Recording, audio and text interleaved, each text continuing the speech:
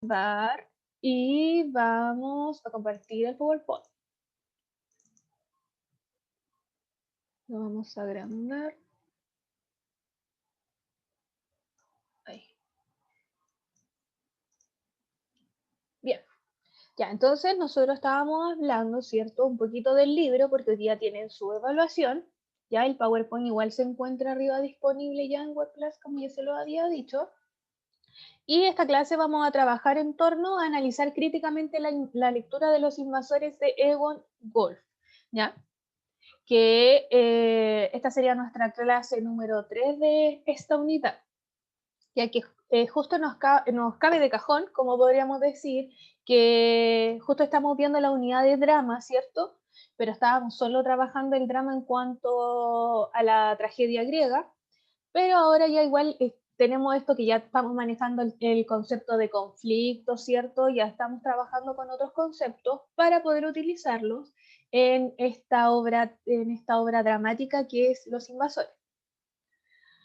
Ya, vamos a hablar de Egon Wolff, porque tiene un apellido bien extraño y un nombre extraño, y eso que es chileno, ¿cierto? Es un Sí, dramaturgo, sí, es un dramaturgo chileno, pero su origen es alemán y sueco, ¿ya? Y por eso él tiene este nombre y este apellido. Ya y por eso él, tiene apellido como de perro. ¿perdón? Claro, apellido de perro, Wolf. Y él nace en 1926 y muere hace poco, en 2016, ¿ya? Fue uno de los principales dramaturgos de la llamada generación del 50, ¿ya? Porque en el 50 hubo un auge en cuanto a muchos dramaturgos chilenos y emergieron varias obras teatrales que son muy buenas, ¿ya? Su obra reflexiona sobre la precariedad psíquica de una sociedad que ha privilegiado la prosperidad económica individual por sobre la integración colectiva, ¿ya? Entonces, como que son las temáticas que trabaja Egon Wolff.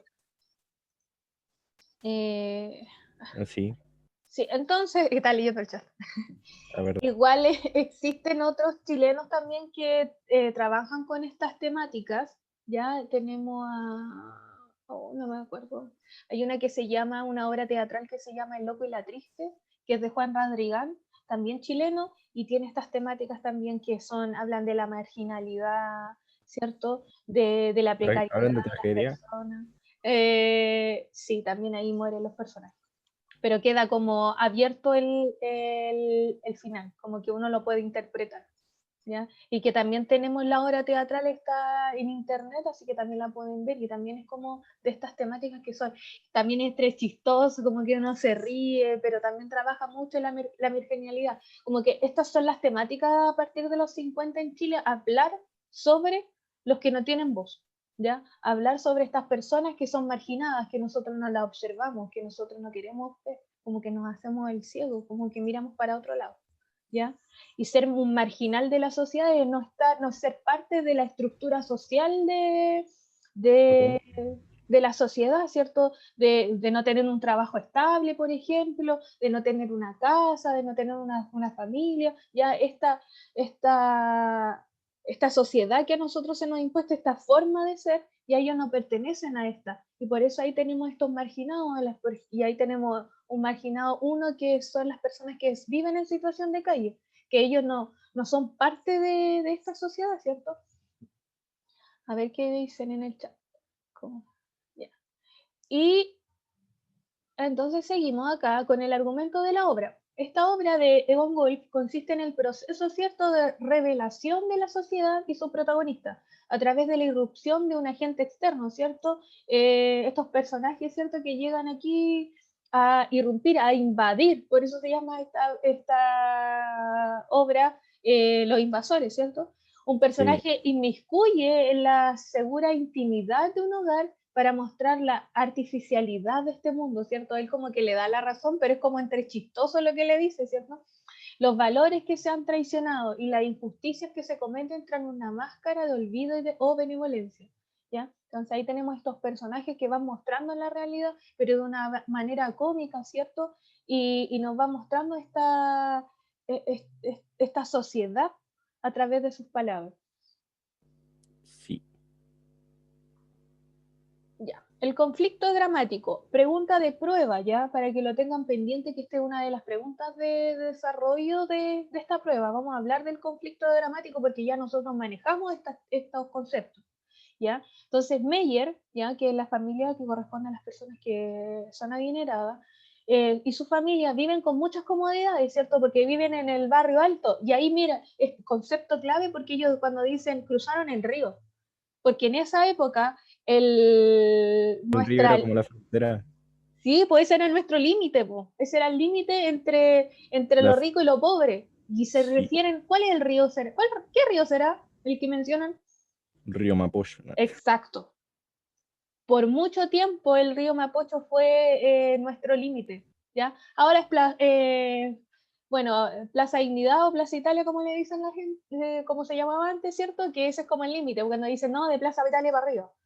Ya no, en ese tiempo era el río Mapocho, y ese era nuestro límite con la gente que tenía más dinero, y por eso dicen, ¿cómo cruzaron el río?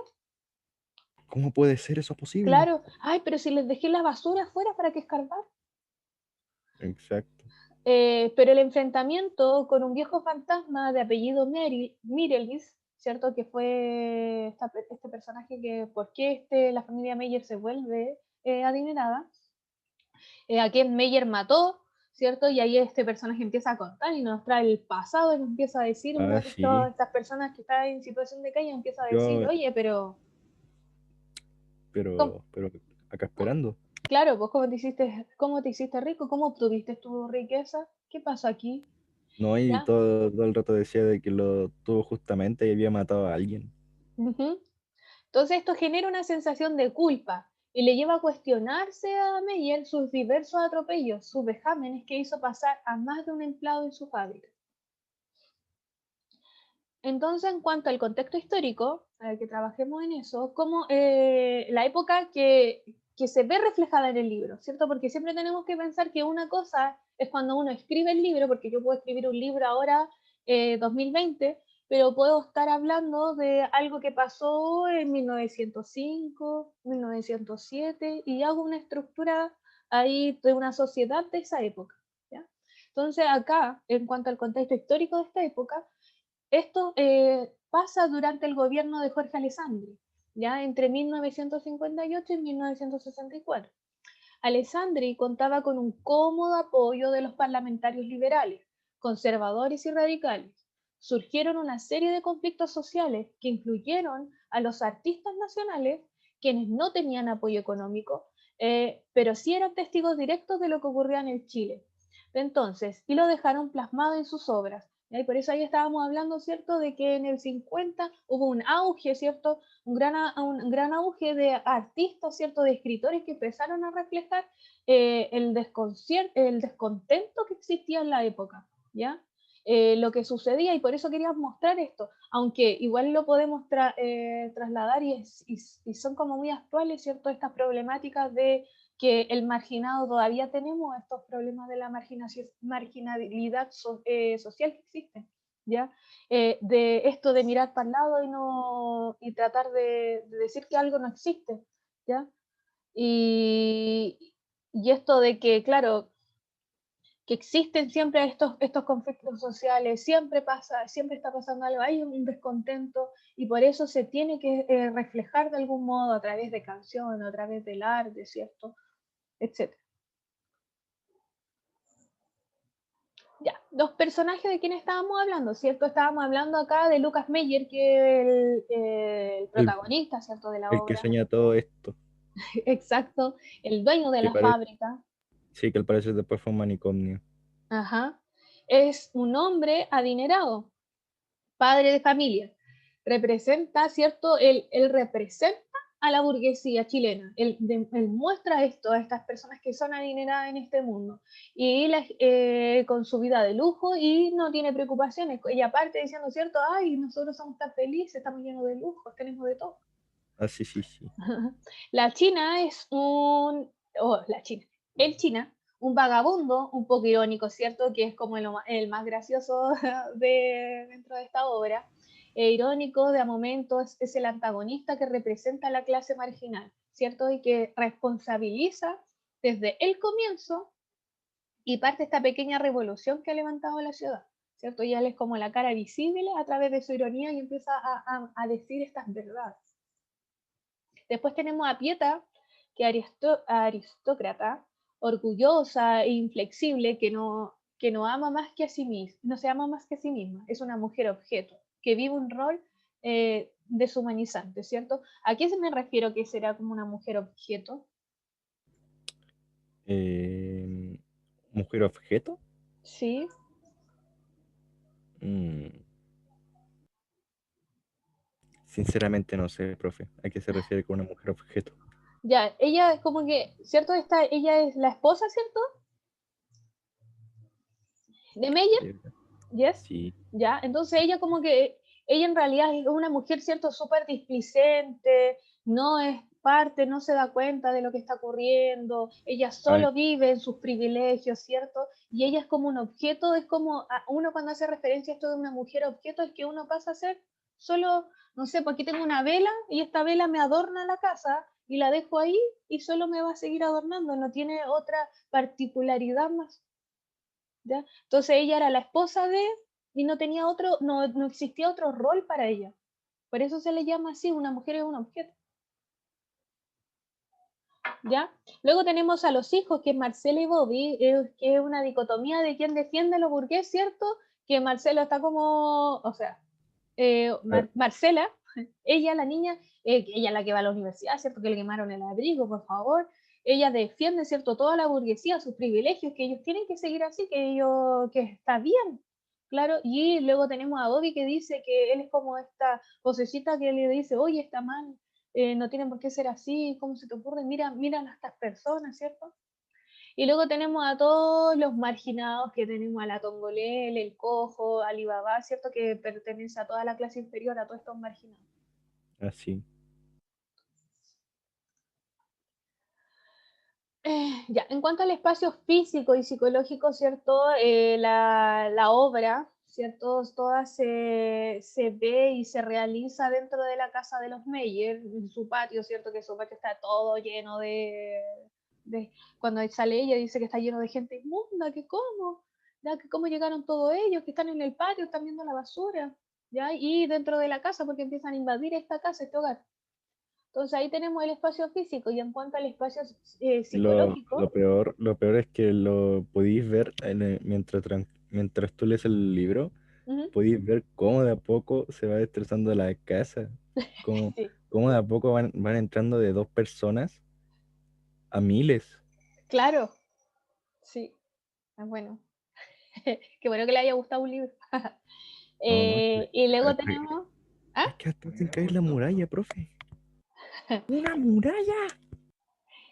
Y luego tenemos en cuanto al espacio psicológico, donde se ve, cierto, reflejada la desigualdad, cierto, de la clase burgués, mientras la clase marginada, se ve reflejada la venganza, cierto, que existe entre los personajes, y la justicia, una justicia social, ¿ya?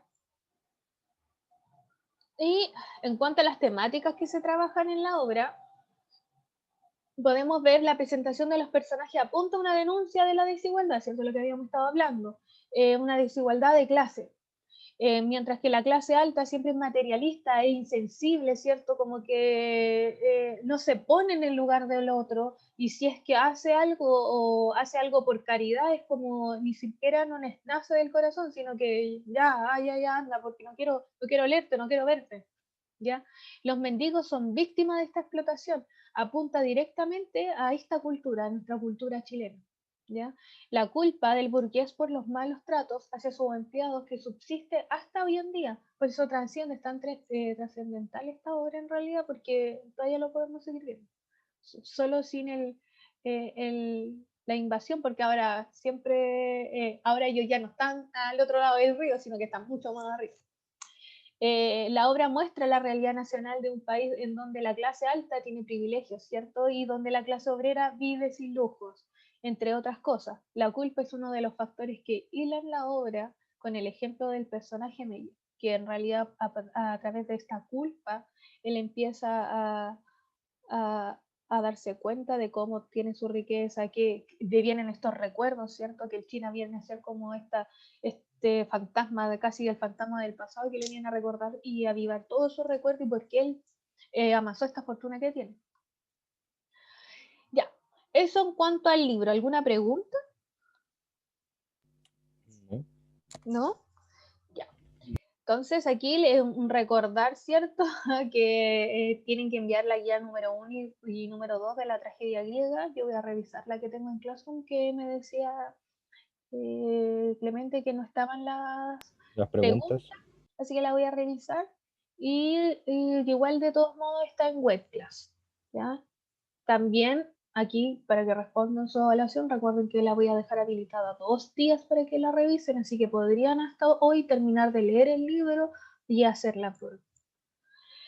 Y contarles que la próxima lectura es Crónicas de una muerte anunciada y va a ser el último libro, así que ahí ya los dejo de No, profe, qué emoción. sí, se acaba el año. Entonces la prueba yo creo que la tendríamos como las primeras semanas de diciembre, ya para que después tengan una Navidad sin pruebas de lectura. Este Y año sí que es difícil. ah, Este año sí que es difícil, profe. sí, este año sí que es difícil. Y este libro es de Gabriel García Márquez y como ya había dicho es Crónica de una muerte anunciada. Dígame, Martín. Y este libro es buenísimo también. ¿Usted sabe hasta cuándo tendremos que leer? Ya después le respondo. Este libro es buenísimo, ya parte contándonos, porque se llama Crónica de una muerte anunciada, parte contándonos el personaje que está en la cárcel y que mató a alguien. Inmediatamente nos dice eso. Y después, a través de sus páginas, que también no es largo este libro, debe tener 120 con suerte páginas, a partir de esta lectura, cuando uno va avanzando, se da cuenta de cómo fue que llegó a esa situación, cómo fue que mató a esta persona, ¿ya? Entonces como que nos cuentan el final primero, y de ahí vamos avanzando y vamos recordando por qué llegó ahí, por qué fue lo de la muerte. Ya, y es muy atrapante Gabriel García Márquez. Yo estuve hablando con la profesora Beatriz porque teníamos un libro ahora que se llamaba Ecos de no sé qué, y yo le dije que mejor leyéramos este, que era mucho más bueno. Ya, vamos a dejar de compartir, vamos a dejar de